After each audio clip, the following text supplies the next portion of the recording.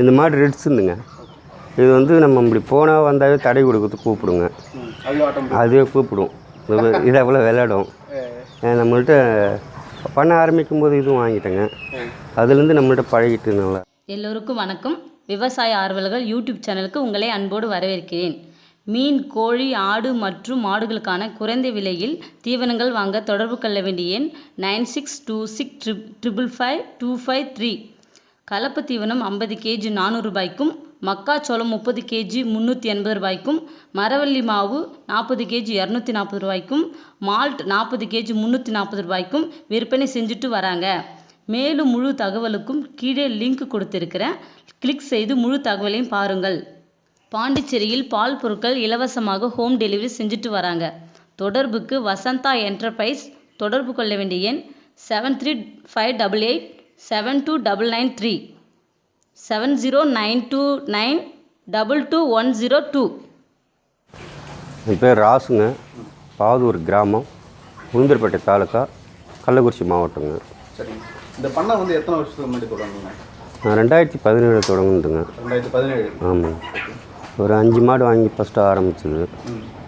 அப்புறமா கொஞ்சம் கொஞ்சமாக மாதம் ஒரு 2 மாடுன்ட்டு ஒரு வருஷத்தில் ஒரு 15 மாடு வாங்கினோம். 15 மாட்டில் அப்புறமா அது குட்டி போட்டு கன்று போட்டு அதுவே டெவலப் ஆகிடுச்சு. சரிங்க, இப்போ நம்மகிட்ட எத்தனை உருப்படி இருக்குண்ணா?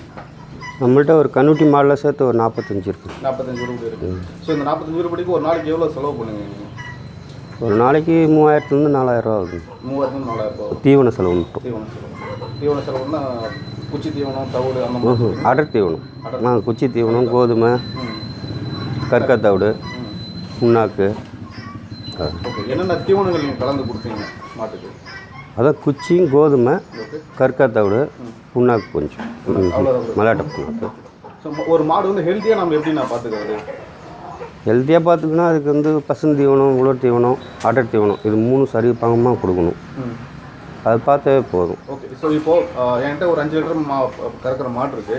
அதுக்கு நான் என்ன எவ்வளோ அளவு வந்து தீவனங்கள் கொடுக்கணும்? பசு தீவனம் எவ்வளோ கொடுக்கணும்? வைக்கோல் எவ்வளோ கொடுக்கணும்? அடர் தீவனம் எவ்வளோ கொடுக்கணும்? நம்ம ஒரு வேலைக்கு 5 லிட்டர் கறக்கிற மாடாக இருந்ததுன்னா 1 கிலோ குச்சியும், 1 கிலோ கோதுமை, 1 கிலோ கற்கா தவிடு. பசு தீவனம் எவ்வளோ கொடுக்குறாங்க? பசு தீவனம் வந்து ஒரு 15 கிலோலேருந்து 20 கிலோ வரையும் தரலாம். உலர் தீவனம் வந்து வைக்கலோ இல்லை தட்டோ இதை போட்டுன்னா ஒரு 5 கிலோ வரையும் சாப்பிடும். சரிங்க, மாடு வந்து தேர்ந்தெடுக்கிறது வந்து எப்படி தேர்ந்தெடுக்கிறது? நம்ம பண்ணைக்கு வந்து இப்போ ஒரு நல்ல மாடு வாங்கணும் அப்படின்னா அந்த மாடு எப்படி இந்த மாடு நல்லா இருக்கும், இது இவ்வளோ பால் கறக்கும், இத்தனை வருஷம் இது இந்த மாட்டு எந்த ஒரு நோயும் இல்லை அப்படின்னு சொல்லி எப்படி தேர்ந்தெடுக்கிறது? இந்த மாட்டை பார்த்தா கொஞ்சம் ஆரோக்கியமாக இருக்குங்க. அது இல்லாமல் நம்ம ஏரியாவுக்கு எந்த மாடு செட் ஆகுமோ அதான் வாங்க முடியும். இப்போ ஹெச்எஃப்லாம் நம்ம ஏரியா கொஞ்சம் ஹாட்டான ஏரியாவில் அதில் செட் ஆகாதுங்க. செட் ஆகும், வளரும். அங்கே பால் கறக்கிற மாதிரி இங்கே கறக்காது. நம்மகிட்ட இப்போ என்ன ரகம் மாடு இருக்குன்னு எல்லாமே கலந்துருக்குங்க. ஜெர்சி இருக்குது, ஹெச்எஃப் ஒன்று இருக்குது, ஜெர்சி கிராஸ் இருக்குது, நாட்டு மாடு கிராஸ் இருக்குது, ரெட் சிந்து இருக்குது, நாட்டு மாடு கிராஸ் இருக்குது. சரிங்க, இப்போது இதுக்கு செனை ஊசி வந்து எப்படி போடுவீங்க? நீங்கள் காலை ஏதாவது வச்சுருக்கீங்களா இல்லை ஊசி? இல்லைங்க, இப்போ காலை வச்சுருந்து பார்த்தோம், மெயின்டைன் பண்ண முடியல. ஹாஸ்பிட்டல்லே போட்டோம். Hospital, government hospital? ஆமாங்க. இல்லை தனியார் வந்தாலும் போடுவோங்க. சரிங்கண்ணா, ஒரு மாடு வந்து ஒரு வருஷத்தில் கன்று ஈன்றுமா? நம்ம அது ஈன்றுங்க. எல்லா மாடும் நம்ம வீட்டிலாம் வர மாடு எல்லாமே 1 மாதத்துக்கு ஒரு கன்று தாங்க. இல்லை ஒரு வருஷத்துக்கு. ஒரு வருஷத்துக்கு கண்டிப்பாக. கண்டிப்பாக. எந்த ஒரு சரணிக்கலாம் அப்படின்னா அதெல்லாம் நம்ம ஏன்னா நம்ம வந்து அந்த தீவன முறையை வந்து கரெக்டாக கொடுக்குறதாலங்க அது மினரல் மிக்சர்னு ஒன்று இருக்குங்க. அதுவும் கொஞ்சம் போட்டிங்கன்னா அதில் வந்து மினரல் சத்து எல்லாமே இருக்குது. கவர்மெண்ட்டில் இருக்கிற மினரல் மிக்சர் போடுறீங்க, நீங்கள் தனியாக ப்ரைவேட்டில் காசு கொடுத்து வாங்குறீங்களா? கவர்மெண்ட்டில் கொஞ்சம் தான் கொடுப்பாங்க, பண்ணைகள் அதிகம் தரமாட்டாங்க. தனியார்லேயும் வாங்குங்க.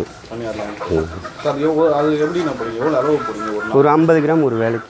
ஒரு வேலைக்கு 50 கிராம். 30 கிராம்லேருந்து 50 கிராம் ஒரு மாட்டுக்கு. ஒரு நாளைக்கு 2 வேலை போடுறீங்களா? ஆமாம். நாட்டுக்கோழி இருக்குங்க, ஒரு 100 நாட்டுக்கோழி இருக்குது. ஒரே ஒரு செம்மறி அடுப்பு கிடா இருக்குது. 2-3 இருந்தது, கொடுத்துட்டோங்க. ஸோ இந்த 100 கோழி இருக்குன்னு சொல்கிறீங்களா? ஸோ அது எப்படி வந்து பராமரிக்கிறீங்க? அதுக்கு என்ன செலவு, என்ன சொல்லுங்க? அதுக்கு அதிகம் செலவு இல்லைங்க. ஓப்பனில் தான் மேயுது. திறந்த வெளியில் மேயறதால நம்மளுக்கு அதிகம் செலவு இல்லைங்க. அதுக்கு என்ன நம்ம தீவனத்தில் கொஞ்சம் கொஞ்சம் அப்படியே ஒரு வேலைக்கு சாயந்தரம் காலைல கொஞ்சம் அப்படியே போட்டால் போதும். அந்த டைம் வந்து சாப்பிட்டு மீதெல்லாம் ஓப்பனில் மேயும். ஸோ அது அளவமெல்லாம் எப்படின்னு வச்சுங்க? அவன் வைக்கிறது இது அவ்வளோ கூட வச்சுருப்பேங்க. சொல்லுங்கள். இது கூடை கட்டிடும், அதிலே வந்து முட்டை வச்சுருங்க. முட்டை அதே வச்சுக்கோங்க. ஆமாங்க. அது தேவைன்னா முட்டையை நம்ம சேல்ஸுக்கு எடுத்துப்போம், இல்லைன்னா அதிலே வச்சுன்னா அதிலே அவையும் வச்சுக்குவோம். சில இதில் இப்போ அவையும் வைக்கிறதால அதிக குஞ்சு ஈல்டு வர மாட்டேங்குங்க. இன்குபேட்டர் வச்சுக்கிறோங்க, அதில் ஒரு 50 முட்டை வச்சு இந்த அவையம் வச்சுக்கிற கோழிலே ஒரு முட்டை 2 முட்டை அவையம் வச்சுட்டு அது அவையம் டைம் முடியும் போது அந்த குஞ்சும் பொரிச்சிடும். அங்கே இன்குபேட்டரில் வைக்கும்போது இது அவையத்துக்கு உட்கார வைப்போங்க. அது முட்டை குஞ்சு பறிக்கும்போது இந்த குஞ்சு 1-2 பறிச்சிருக்கும், அது கூட கொண்டாந்து ஒரு 10 குஞ்சு விட்டுருங்க ஒரு கோயிலில். அதை பார்த்துக்கோங்க. சரிங்க. இப்போ இன்குபேட்டர் வைக்கிறதுக்கும் அவையம் வைக்கிறதுக்கும் என்ன வித்தியாசம்? அது ஒன்றும் வித்தியாசம் இல்லைங்க. இன்குபேட்டர் நல்லா தான் இருக்குது. இன்குபேட்டர் நல்லா தான். அதில் ஒன்றும் டேமேஜெலாம் ஆகலைங்க. நம்ம வந்து முட்டையை செலக்ட் பண்ணி இன்குபேட்டரில் வைக்கணும். செலக்ட் பண்ணி வச்சா எல்லா முட்டையும் 50 முட்டையும் பறிக்கலாம். பறிக்கும். 1-2 தாங்க மிஸ் ஆகும். ஸோ இப்போ கோழிக்குன்னு பராமரிப்பு செலவு எதுவும் கிடையாது? எதுவும் இல்லைங்கண்ணா, இப்போதைக்கு நம்மள்கிட்ட இல்லைங்க. அதுக்கு ஒரு தனி செட்டு போகணும் பார்க்குற முடியல இப்போதைக்கு. ஸோ இப்போ முட்டையை வந்து சேல்ஸ் பண்ணுறோன்னு சொன்னீங்க. ஸோ அது எவ்வளோ ரேட்டுக்கு சேல்ஸ் பண்ணீங்க? கோழி ஏதாவது சேல்ஸ் பண்ணியிருந்தாங்களே? கோழி ஒரு டைம் பண்ணேங்க, ஒரு 50 கோழி கொடுத்தோம். அது இடையில தான் கொடுத்தோங்க, மொத்தமாக வந்து எடுத்துகிட்டு போயிட்டாங்க. 300 ரூபாய் கிலோன்னு. ஒரு கேஜி 300 ரூபாய் இருந்துச்சு. உயிர் கோழிங்களா? ஆமாங்க. ஓகே. முட்டை வந்து எவ்வளோ சேல்ஸ் பண்ணிருக்கீங்க? முட்டை 15 ரூபான்னு இங்கே சேல்ஸ் பண்ணுறாங்க லோக்கலில். அப்படியே மாதம் ஒரு 50 முட்டை ஓடும். 50 முட்டை, ஒரு முட்டை 15 நாள். ஆமாம். சரிண்ணா. இப்போது ஏதாவது ஒரு மாடை சூஸ் பண்ணி இந்த மாடு வந்து இதோட குணம் இருக்கும் அப்படின்னு சொல்லிட்டு எப்படி கண்டுபிடிக்காது? அந்த ஒரு மாடை பற்றி சொல்ல முடியுமா நம்மளுக்கு? சொல்லலாம். இந்த மாடு ரெட்ஸுந்துங்க. இது வந்து நம்ம இப்படி போனால் வந்தாவே தடை கொடுக்கறதுக்கு கூப்பிடுங்க. அதுவே கூப்பிடும், இதை போல் விளையாடும். நம்மள்கிட்ட பண்ண ஆரம்பிக்கும் போது இதுவும் வாங்கிட்டேங்க. அதுலேருந்து நம்மள்கிட்ட பழகிட்டு நல்லா இருக்குங்க. எத்தனை வருஷம் ஆகுதுன்னா? நான் 3 வருஷம் ஆகுது. நம்மள்கிட்ட வந்து 3 வருஷம் ஆகுதுங்க. 3.5 வருஷம் ஆகுது. தனியாக இருக்கும்போது வாங்கினீங்களா இல்லை கண்ணுக்குட்டி வாங்கினீங்களா?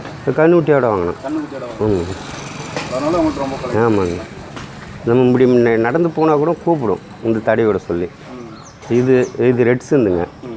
அது அவ்வளோ அந்த ரெட்ஸுந்தும் அப்படி நம்ம கிட்டே போனால் அது தடை விட்டால் தான் எட்டையே போகும், இல்லைன்னா வந்து இழுத்துட்டு இருக்கும். இது ஒரிஜினல் ரெட்ஸுங்களா இல்லை கிராஸ் பண்ணிங்களா? இது நாட்டு ரெட்ஸுந்து. சரி. இது எவ்வளோ பால் கறக்குங்க இந்த தடவை? இது 8 லிட்டர் வேலைக்கு கறக்குங்க. ஒரு ஆமாங்க, ஒரு 3 மாதம் 4 மாதத்துக்கு கறக்குங்க. அதுக்கப்புறம் படிப்படியாக 6-5 அப்படி. ஆனால் இது என்னென்னா கரெக்டாக 7 மாதத்தில் அதையும் நிறுத்திக்குங்க பாலை. ஆமாம். அது அப்புறம் செனை பிடிக்கிறதுக்கும் ஈஸியாக பிடிச்சிருங்க.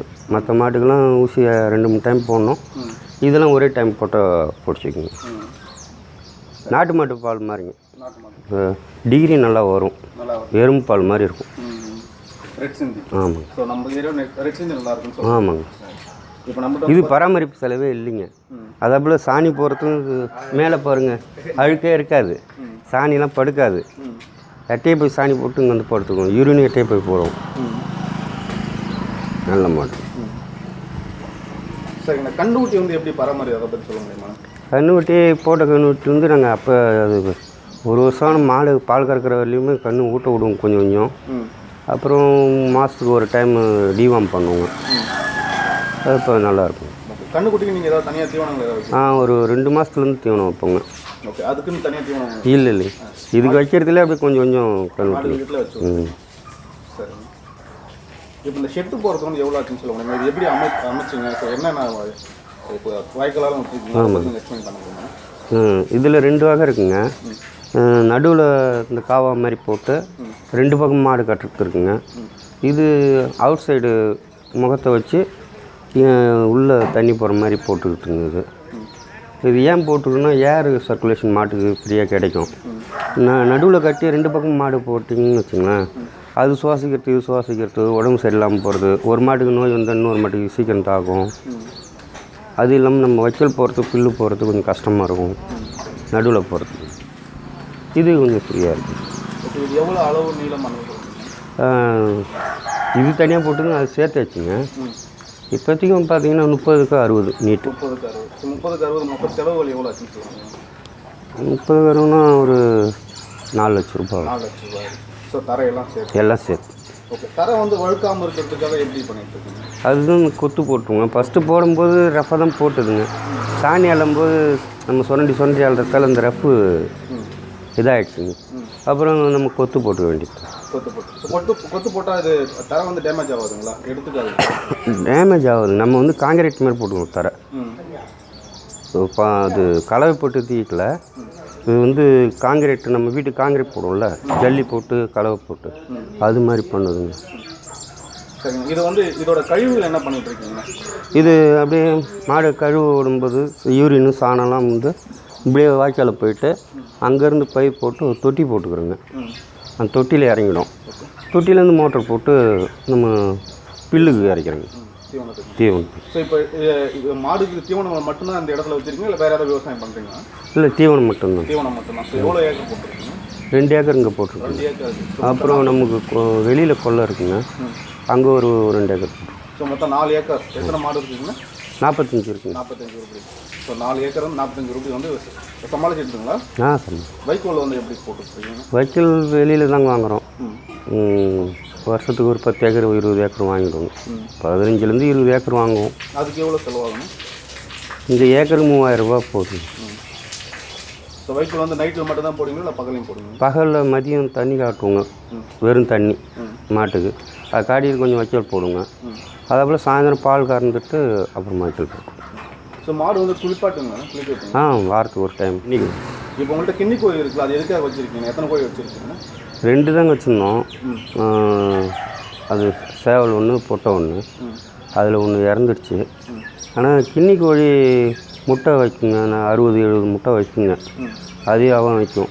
ஆனால் நம்ம முட்டை போய் தேட முடியாது. அதே எங்கேயோ போய்ட்டு ஒரு இடத்துல வச்சிடும். அது நமக்கு தெரியாதுங்க.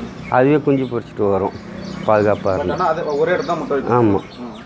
அது நம்ம அவங்க முட்டையை வைக்கிறத நம்ம பார்த்துட்டு எடுத்துட்டோன்னா அந்த இடத்துல வைக்காதுங்க, வேறு இடத்துக்கு போயிடும். அது அப்படியே அது கொஞ்சம் பராமரிக்க முடியல. அது குஞ்சு ஒரு 10 குஞ்சு வச்சுருந்தது. ஒரு டைம் மாடு கிட்ட மெரிச்சிடுச்சு. இது அவ்வளோ இங்கே வந்து மேயும், அதனால் மெரிச்சிடுச்சுங்க. அதால் ஒரு குஞ்சு தான் போயிடுச்சுது, ஒன்று தான் இருக்குது. தீவனங்கள் என்ன தீவனங்கள் மாடு கொடுத்துருக்கீங்க? அடர் தீவனம். அடர் தீவனம் குச்சி தீவனம். என்ன கம்பெனி? கோத்ரேஜ்னு பொவினான்னு ஒரு கம்பெனி இருக்குங்க, அது கொடுக்குறோம். அப்புறம் வந்து கோதுமை தவிடு, கோதுமை 2-3 ஐட்டம் இருக்குங்க. எது நம்மளுக்கு கிடைக்குதோ அப்போ போட்டுக்கோங்க. பால் எங்கே வைக்கிறீங்க நீங்கள்? நான் கலெக்ஷன் சென்டர் ஒன்று வச்சுக்கிறேங்க. நீங்களே வச்சுருக்கீங்க? ஆமாம். ஓகே. நம்ம மாட்டு பால் எவ்வளோ ரேட் வருங்க? நம்ம பால் வந்து 26-25 ரூபா வரும். 26-25 ரூபா. மொத்தம் எத்தனை லிட்டர் ஒரு வேலைக்கு போகுங்க? ஒரு வேலைக்கு 80 லிட்டர் போகும். 80 லிட்டர் ஒரு வேலைக்கு. ஒரு நாளைக்கு 120 லிட்டர். ஆமாம். சரி. அது ஆவரேஜாக கூட வரும். ஒரு டைம் ஏகரும். இப்போ மாடு எல்லாம் முத்திடுச்சு, சினையாயிடுச்சுங்க. இப்போ கம்மியாகிடும், 50-60 தான் போகும். சரிங்க. இப்போது தீவனம் வந்து எத்தனை மூட்டை இறக்குவீங்க? எத்தனை டன் அந்த மாதிரி? மாதத்துக்கு கோதுமை வந்து 35 மூட்டை.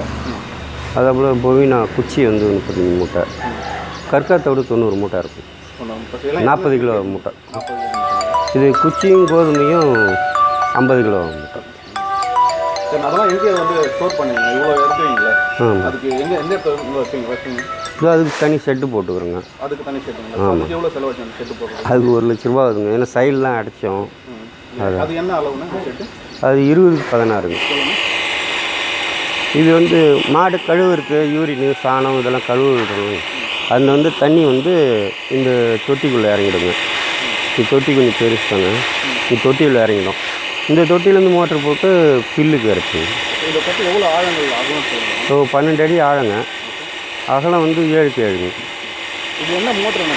மோட்டர் வச்சு எடுக்கிறீங்களா? இப்போ மோட்டர் வந்து அடைச்சிக்காதுங்களா? ஏன்னா சாமியெல்லாம் வருதுங்களா? அது அடைச்சிக்காதுங்க. இது அதிகம் அடைக்காதுங்க. ஏன்னா அந்த ஃபில்ட்ரு ஒன்று போட்டுக்கிறோங்க குட்பாலில். அது அப்பப்போ இது மேலே சேரத்தெல்லாம் எடுத்துருவோம். தண்ணி உள்ளே இது ஒரு மாதத்துக்கு ஒரு டைம் உள்ளே இருந்து கழிவு எடுத்துருவோம் இறங்கி.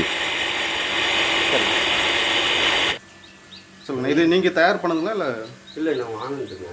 இது வாங்கணும். எவ்வளோ ஆச்சு வாங்க? 2500 2500 வாரத்தோட கொரியர் சார்ஜோட. இது வந்து முட்டையை ஃபஸ்ட்டு வந்து தண்ணியில் விட்டு செலக்ட் பண்ணிக்கணும். அடியில் போச்சுன்னா நல்லது, மேலே வந்துச்சுன்னா சரியில்லாமல் பண்ணும். கரு சரியில்லைனா அதுக்கப்புறம் செலக்ட் பண்ணிவிட்டு நம்ம கலெக்ஷன் பண்ணும்போது ஃப்ரிட்ஜில் வச்சுருவோங்க. இது முட்டை உள்ளே வைக்கும்போது ஒரு நாள் எடுத்து வெளியில் வச்சுட்டு அந்த தட்பவெப்பம் சரியாகிறதுக்காக வச்சுட்டு அதுக்கப்புறம் செலக்ட் பண்ணிவிட்டு உள்ளே வைப்போங்க. இதில் இதில் வச்சிங்கன்னா தேதி போட்டுருவோம் ஒரு முட்டையில். ம் தேதி போட்டு நம்பர் 1 2 3 முட்டையை சுற்றி எழுதிடுவோம். ஏன்னா ஒரு நாளைக்கு 3 முறை திருப்பணும் முட்டையை. ஒன்று இப்போ ஒன்றுன்னு வச்சுக்கோங்களேன், 1 திருப்பி வச்சுன்னா அடுத்தது இந்த பக்கம் திருப்பணும் 2, அடுத்தது 3 அப்படின்னு நம்ம தெரியறதுக்காக திருப்பணும்னா ஒரு 17 நாளைக்கு திருப்பணுங்க. கடைசி 3 நாள் விட்டுணும், 21 நாளுங்க. 17 நாளைக்கு திருப்பிட்டு அப்படியே விட்டுட்டிங்கன்னா அதுக்கப்புறம் அது குஞ்சு. ஓகே. இப்போ குஞ்சு பொரிச்சிருக்குல்ல, அதை எப்போ வெளியில் எடுப்பீங்கன்னா? இப்போ மழைன்றதால ஒரு நாள் அப்படியே உள்ளே விட்டுருவோங்க. ஒரு நாள் உள்ளே விட்டுருங்க. இப்போ நைட்டு பொரிச்சிங்கன்னா பகல் ஃபுல்லாக இருந்துட்டு நைட்டில் கோழி பொரிச்சு எடுத்துருவோம். ஓகே. ஸோ இப்போ அந்த ஒரு நாள் ஃபுல்லாக வந்து அதுக்கு தீவனம் இல்லைங்களா, அப்படியே தான் இருக்கு இல்லைங்களா? அது ஒன்றும் தீவனம் சாப்பிடாது. ஃபஸ்ட்டு ஒரு நாள் சாப்பிடாது. அப்புறமா கோழி விட்ட விட்டோன்னா கோழிக்கிட்ட இருக்கும்போது கொஞ்சம் அப்படி போட்டிங்கன்னா சாப்பிடும். சரி.